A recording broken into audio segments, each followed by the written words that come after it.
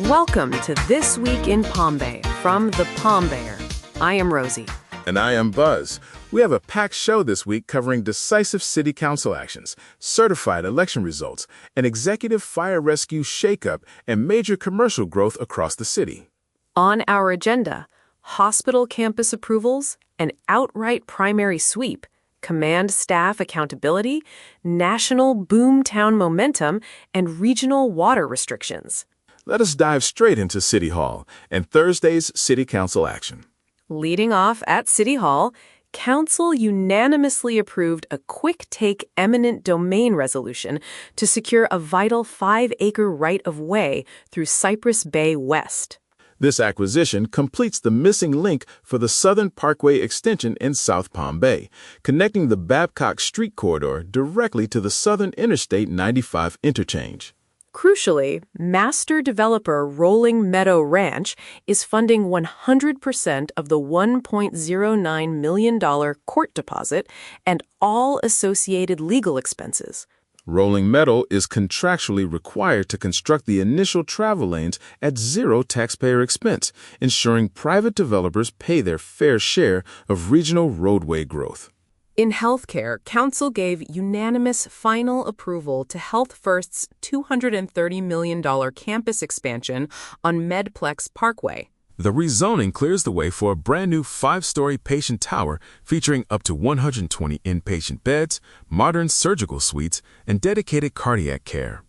Council also approved administrative height relief above 40 feet to accommodate modern surgical suites and specialized medical air filtration systems.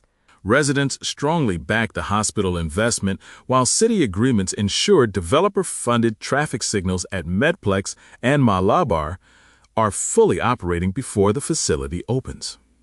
In contrast, Council unanimously denied a proposal to build a commercial bulk propane fuel depot on 2 acres at Wingham Drive and Bombardier Boulevard in the compound. Public testimony highlighted severe wildfire dangers in the brushland, unpaved roads unsuitable for heavy tankers, and the fact that the nearest fire hydrant sits nearly 2 miles away. Council also adopted a comprehensive overhaul of Chapter 179 Floodplain Management and Wellfield regulations. The updated rules strengthen community rating system buffers to protect resident flood insurance discounts while establishing stricter engineering variance reviews across low-lying basins. Moving to our election desk, Brevard County Supervisor of Elections Tim Bobanek has certified the official canvass results for the August primary.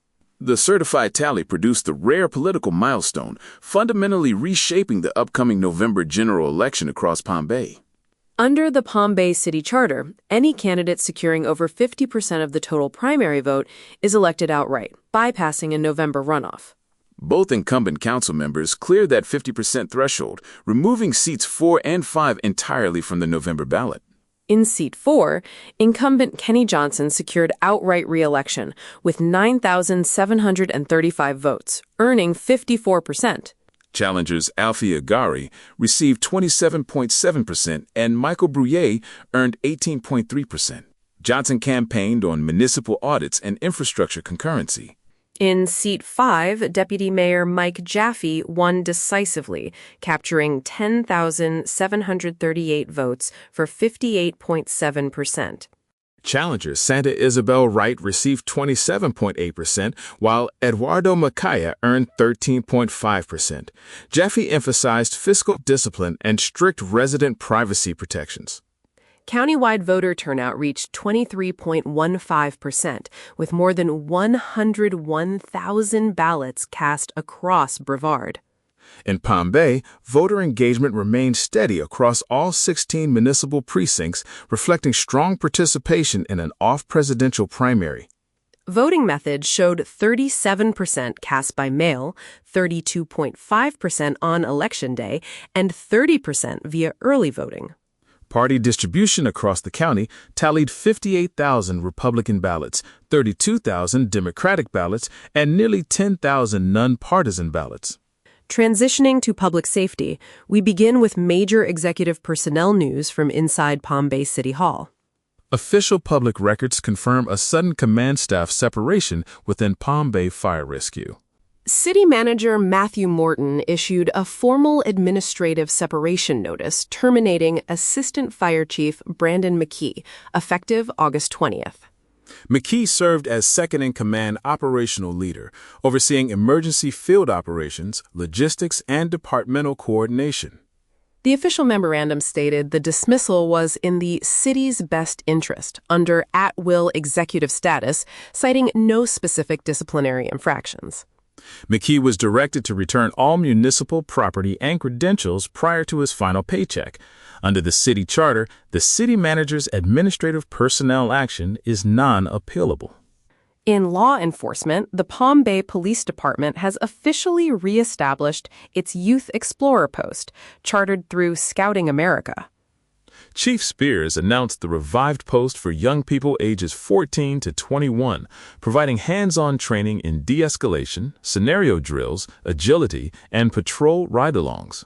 Chief Spears emphasized that the revived post honors the 15-year mentorship legacy of the late Sergeant Frank Tobar. The post serves as a proven leadership pipeline. 13 current active sworn PBPD officers, including Chief Spears himself, began their careers as youth explorers. On our environmental desk, water managers warned that recent summer downpours have not resolved deep groundwater deficits. The St. Johns River Water Management District reports basin rainfall deficits exceeding 15 inches, with cumulative multi-year deficits approaching 3 feet. Hydrologists explain that convective summer thunderstorms create rapid surface runoff rather than percolating deep into the Floridan aquifer. Phase 3 extreme water shortage orders remain active across South Brevard. Landscape irrigation is strictly limited to 1 designated day per week, prohibited between 10 a.m. and 4 p.m. On our commercial growth, new national economic data highlights Palm Bay's rapid ascent among American mid-sized cities. A national study by SmartAsset, reported by Florida Realtors, places Palm Bay in the top tier of American boomtowns. Palm Bay is officially ranked number 14 nationwide among the top 75 U.S. boomtowns. The ranking is driven by a 19% surge in new housing units and a 27% expansion in the local workforce. Florida captured 19 of the top 75 spots. City building permits confirm this momentum, with active commercial development along St. John's Heritage Parkway Northwest. New projects underway include a full-service Chase Bank branch, a standalone Taco Bell, and a new Firehouse Subs location in the Parkway commercial corridor. Master-planned residential communities are also making steady progress across the southern and western sectors. Builders submitted dozens of new home starts in Emerald Lakes along the southern interchange, while Cypress Bay West filed final plats for its next major phases. Commercial retail is also expanding along the western Mala Bar corridor. Wawa submitted site variant filings for a new convenience store and fill station at the southwest corner of Malabar Road and St. John's Heritage Parkway, directly across from Heritage Square. In northeast Palm Bay, redevelopment is moving forward at Palm Bay Center on the corner of Palm Bay Road and Babcock Street. Developers are advancing site engineering for a 2-story prototype public supermarket featuring a second-floor cafe, drive-through pharmacy, and dedicated liquor storefront. In infrastructure procurement, the city opened construction bids for the Fred Poppe Regional Park Bridge and Roadway Connector. Residents have multiple opportunities to engage directly with municipal leaders and participate in local programs. On Tuesday, August 25th, City Manager Matthew Morton hosts Coffee with the City Manager from 7:30 to 8:30 a.m. in the City Hall lobby. This free drop-in session offers residents open conversation on the upcoming municipal budget, road paving schedules, and city operations. On Wednesday, August 26th, the Chamber of Commerce hosts the Space Coast Constitutional Officers Forum from 5:30 to 8 p.m. on Dixie Highway. County constitutional officers will brief business and civic leaders on regional economic trends, property taxation, and county services. County constitutional officers will brief business and civic leaders on regional economic trends, property taxation, and county services. On Thursday, August 27th, the Chamber hosts its multicultural networking after-hours mingle from 5:30 to 7:30 p.m. The event connects local entrepreneurs and contractors to build business partnerships across South Brevard. On Saturday, August 29th, the Tony Rosa Community Center hosts the annual Mayor's Cup Boxing Invitational presented by Round 13 Boxing Club and Parks and Recreation. Doors open at 1 p.m. with first bell at 2 p.m. for over 20 sanctioned bouts. Mayor Rob Medina will be on hand as the city welcomes fighters from across the region. Franklin T. DeGroot Memorial Library hosts a free youth STEM and maker workshop on Sunday afternoon from 1:30 to 4:30 p.m. And on Monday morning, Palm Bay Magnet High School convenes its School Advisory Council meeting to discuss career technical education and student certification programs. In traffic notices, motorists should expect daytime delays along Emerson Drive northwest and southeast this week. Contractors for FPL are installing underground power lines.